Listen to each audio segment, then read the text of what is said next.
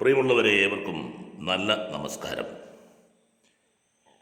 കേരളം ത്രിതല പഞ്ചായത്ത് തെരഞ്ഞെടുപ്പിലേക്ക് പോവുകയാണ്. തുടർന്ന് അനധിവിദൂര ഭാവിയിൽ തന്നെ അസംബ്ലി തെരഞ്ഞെടുപ്പും നടക്കുകയാണ്.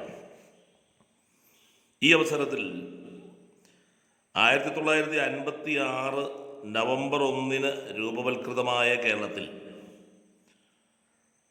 വ്യവസ്ഥാപിതമായ രീതിയിൽ ആദ്യത്തെ തെരഞ്ഞെടുപ്പ് നടന്നത്, അതിൻ്റെ ഒരു ചരിത്രം പരിശോധിക്കുന്നത് നന്നായിരിക്കും എന്ന് തോന്നുന്നു. അത് 1957 ഫെബ്രുവരി 28 മുതൽ മാർച്ച് 11 വരെയായിരുന്നു. 114 നിയമസഭാ മണ്ഡലങ്ങളിൽ ആണ് തെരഞ്ഞെടുപ്പ് നടന്നത്. അതിൽ 12 എണ്ണം ദ്വയാംഗ മണ്ഡലങ്ങളായിരുന്നു, 102 എണ്ണം ഏകാംഗ മണ്ഡലങ്ങളും. ആകെ 126 സീറ്റുകളിലേക്കായിരുന്നു തെരഞ്ഞെടുപ്പ്. ഇവയിൽ 114 സീറ്റ് ജനറൽ വിഭാഗത്തിൽപ്പെട്ടതും ബാക്കി 12 സംവരണ മണ്ഡലങ്ങളുമായിരുന്നു. ആകെ 389 പേർ തെരഞ്ഞെടുപ്പിൽ മത്സരിച്ചു. ആ തെരഞ്ഞെടുപ്പിൽ CPI communist party of India 100 സീറ്റുകളിൽ മത്സരിച്ചു. അന്ന് പാർട്ടി പിളർന്നിട്ടില്ല. പാർട്ടി സംസ്ഥാന സെക്രട്ടറി MN ഗോവിന്ദൻ നായർ ഒഴികെയുള്ള പ്രമുഖ നേതാക്കളെല്ലാം സ്ഥാനാർത്ഥികളായി. EMS, C Achuthamenon, TB Thomas, KC George, KP Gopalan, KPR Gopalan, Sankaranarayanan Thampi, R Sugathan, KR Gouriamma, CH Kanaran തുടങ്ങിയവരായിരുന്നു അവരിൽ പ്രധാനികൾ.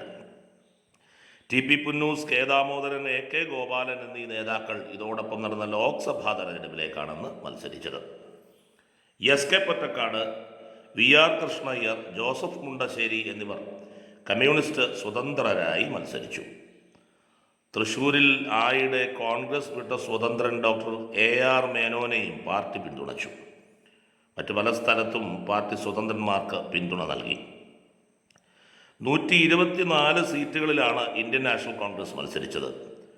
പനമ്പള്ളി ഗോവിന്ദ മേനോൻ, ദാമോദര മേനോൻ, PT ചാക്കോ, ഉമ്മർ കോയ തുടങ്ങിയ നേതാക്കൾ അംഗം കുറിച്ചപ്പോൾ CK ഗോവിന്ദൻ നായരും കോഴിപ്പുറത്ത് മാധവ മേനോനും അന്ന് കളത്തിലിറങ്ങിയില്ല. പ്രജാ സോഷ്യലിസ്റ്റ് പാർട്ടി 62 സീറ്റുകളിലേക്ക് മത്സരിച്ചു. അതിൻ്റെ സമുന്നത നേതാവ് പട്ടം താണുള്ള തിരുവനന്തപുരത്ത് നിന്നും ലോക്സഭയിലേക്കും നിയമസഭയിലേക്കും മത്സരിച്ചു.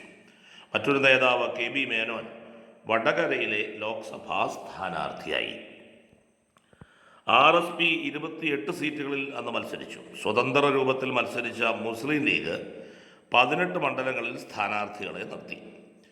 മഞ്ചേശ്വരത്ത് കർണാടക സമിതി മാത്രം സ്ഥാനാർത്ഥിയെ നിർത്തി. മത്സര രംഗത്ത് ബാക്കിയുള്ളവർ ശുദ്ധ സ്വതന്ത്രന്മാരായിരുന്നു.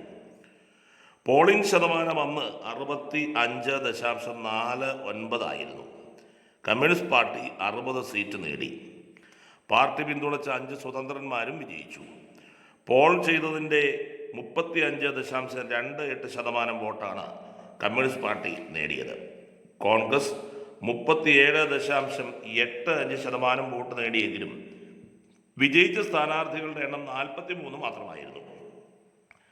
കോൺഗ്രസ് കൂടുതൽ സീറ്റിൽ മത്സരിച്ചതിനാലും സ്വതന്ത്രന്മാർ നേടിയ 12.88% വോട്ടിൽ ഗണ്യമായ ഭാഗം കമ്മ്യൂണിസ്റ്റുകളുടേത് ആയിരുന്നതുകൊണ്ടുമാണ് വിജയിച്ച സീറ്റിൻ്റെ എണ്ണവും കിട്ടിയ വോട്ടിൻ്റെ ശതമാനവുമായി അന്ന് വ്യത്യാസമുണ്ടായത്.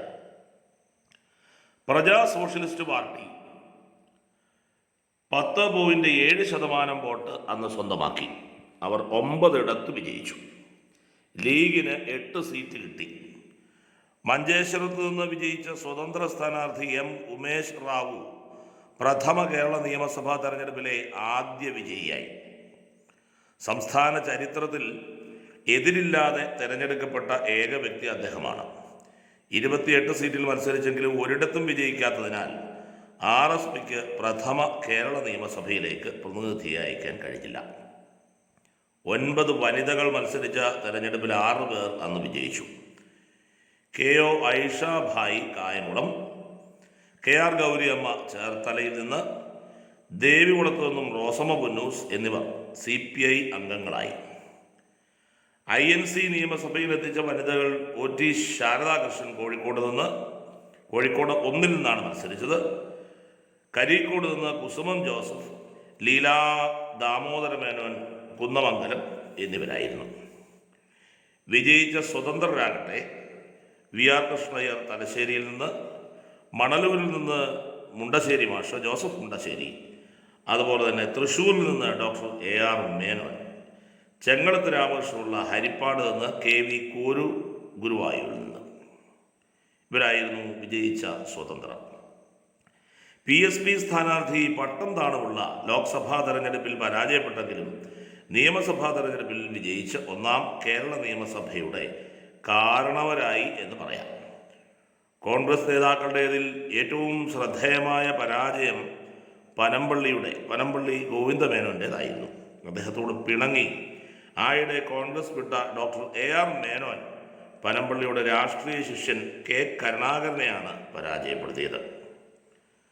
ആംഗ്ലോ ഇന്ത്യൻ സമുദായ പ്രാതിനിധ്യത്തിന് വില്യം ഹാമിൽട്ടൺ ഡി ക്രൂസിനെ ഗവർണർ നാമനിർദ്ദേശം ചെയ്തതോടെ ഒന്നാം കേരള നിയമസഭയിൽ ആകെ അംഗങ്ങൾ 127 ആയി.